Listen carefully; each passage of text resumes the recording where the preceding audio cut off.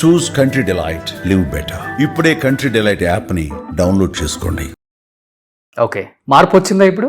మళ్ళీ ఇన్స్పెక్షన్ కొంతవరకు వచ్చింది. ఇప్పుడు నేను వెళ్ళిన కొన్ని ఇన్స్టిట్యూట్స్ లో వాళ్ళు భయంతోనా భక్తితోనా ప్రేమతోనా నాకు తెలియదు కానీ వాష్రూమ్స్ క్లీన్ చేసి డోర్స్ అన్నింటికి ప్రాపర్గా పెట్టించి కాల్స్ చేసి అమ్మ మళ్ళీ ఆ బ్రాంచ్ ఏదైతే మీరు విజిట్ చేశారో ఆ బ్రాంచ్ని ప్రాపర్గా మెయింటైన్ చేస్తున్నామా అని చెప్పి కాల్ చేసి చెప్పడం జరిగింది. Okay okay. సో పిల్లలు అంతా హ్యాపీగా ఫీల్ అవుతారండి అసలు వెళ్ళినప్పుడు. చాలా. బట్ ఏమవుతుందంటే మళ్ళీ అదే సేమ్ సమస్య, ప్రతి బ్రాంచ్కి వెళ్ళాలి, ప్రతి స్కూల్కి ప్రతి కాలేజ్కి వెళ్ళాలి అంటే కష్టం. కాబట్టి నేను ఈ ముగ్గురు అన్నాను, parents, students, institutions.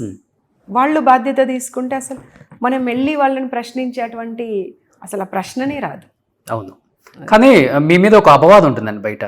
So Nerella Sharada గారు అంటే ఈ ప్రైవేట్ ఇన్స్టిట్యూషన్స్ టార్గెట్ చేసుకొని వాటిని ఇన్స్పెక్షన్ చేసి కావాలని ఏదో ఒక స్టంట్ ఉంటుంది కదా, ఇప్పుడు కనిపించాలి మనం అని కొంతమంది అనుకుంటుంటారు. ఇది రకరకాలుగా ఉంటుంది, అంటే నెగిటివ్ ఉంటుంది, పాజిటివ్ ఉంటుంది.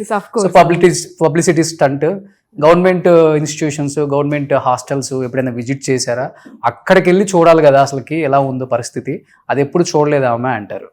నిజమా అది?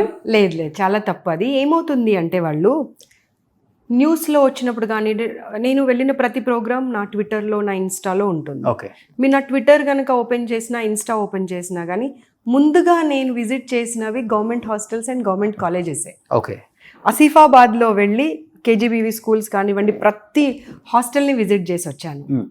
ఇక్కడ మహబూబ్ నగర్లో అక్కడ సమస్య వచ్చింది చూడండి మధ్యలో, అక్కడ వెళ్ళాను. చాలా వరకు ఇప్పుడు కరీంనగర్లో almost 600 స్టూడెంట్స్తోని BC hostel, Jyotiba Phule hostel run అవుతా ఉంది.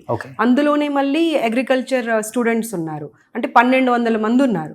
అక్కడ ఆల్మోస్ట్ ఒక డే గడిపాను. మార్నింగ్ 11 o'clock వెళ్ళానంటే ఈవినింగ్ 5-6 వరకు ఇంచ్ చూశానమాట. ఓకే, కిచెన్, బాత్రూమ్స్, వాళ్ళ బెడ్రూమ్స్, వాళ్ళ ప్రతిదీ అనమాట.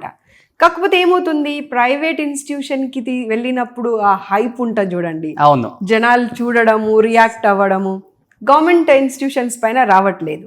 అండ్ అది గవర్నమెంట్ అయినా సరే, అది ప్రైవేట్ అయినా సరే, బాగుందనుకోండి బాగుందని చెప్తాము. ఒకవేళ గవర్నమెంట్ ఇన్స్టిట్యూట్ అయినా సరే బాగాలేదనుకోండి, ఇది బాగాలేదని డెఫినెట్గా వేలెత్తి చూపిస్తాము. దానికి ఒక ఎగ్జాంపుల్, ఆసిఫాబాద్ వెళ్ళినప్పుడు అసలు ఆ రూమ్స్ కానివ్వండి, బాత్రూమ్స్ కానివ్వండి, కిచెన్ కానివ్వండి, చాలా దారుణంగా ఉంది గవర్నమెంట్ది అది. సో ఇమ్మీడియట్గా నేను కలెక్టర్ గారిని కలిసి పరిస్థితి వివరిస్తే, మ్యామ్ నేను డెఫినెట్గా మీకు ఆల్మోస్ట్ ఒక 6 months లోపే, అంటే 2 monthsలోనే చేస్తా అన్నారు. నేను ఇంకో కొంచెం టైం తీసుకోండి అని చెప్పాను.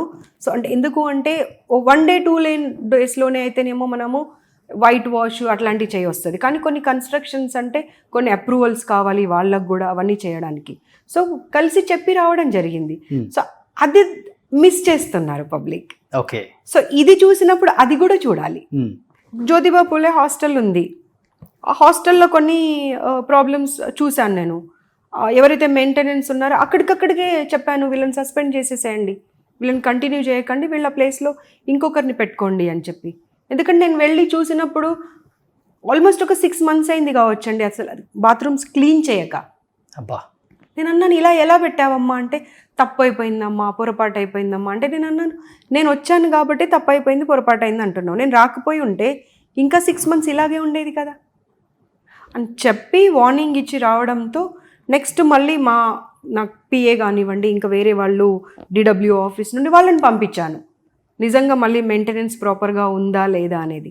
సో అక్కడ ఇన్స్టిట్యూషన్ ఏది అనేది చూడట్లే నేను, పిల్లలు ప్రాపర్గా ఉన్నారా లేదా, ఫెసిలిటీస్ వాళ్ళకి కరెక్ట్గా ఉన్నాయా లేదా అవి చూడడము, వాటికి సంబంధించినటువంటి రిపోర్టింగ్ కానివ్వండి, రికమెండేషన్స్ కానివ్వండి గవర్నమెంట్కి పంపించడం. కానీ మీరు వచ్చిన తర్వాత ఒక మార్పు అయితే, చేంజ్ అయితే వచ్చిందండి. భయం ఉంది, చేంజ్ చేయాలన్న ఆలోచన వాళ్ళకి కూడా వచ్చింది.